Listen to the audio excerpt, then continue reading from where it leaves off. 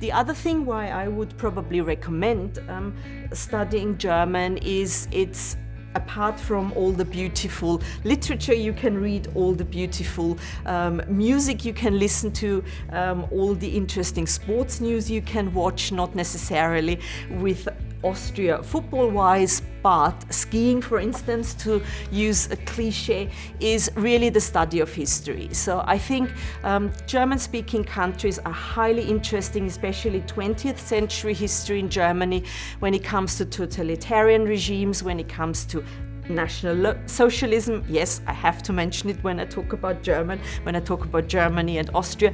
When it comes to communism, when it comes to the so-called Eastern Bloc, Cold War history, it's just a language that helps you to really study archival material in German, especially when it comes to National Socialism, especially when it comes to the history of the Holocaust, for instance. So I personally find it almost a necessity to be able to speak German when you study that chapter in history.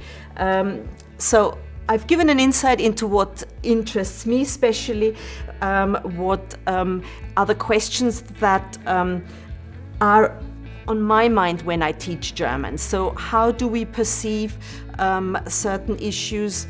I focused on language use, but in general, let's say gender issues. How do we perceive that in a German-speaking country, in an English-speaking country? Can we draw comparisons?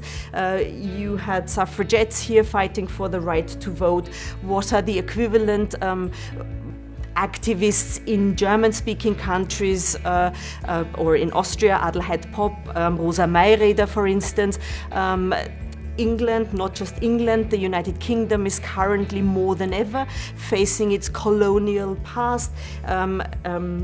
Questions of racism, how is that being done in Germany, how is that being done in Austria? So I think that is also something that studying a language, studying German, helps you to dive into, I would say, to learn more about, to broaden your horizon.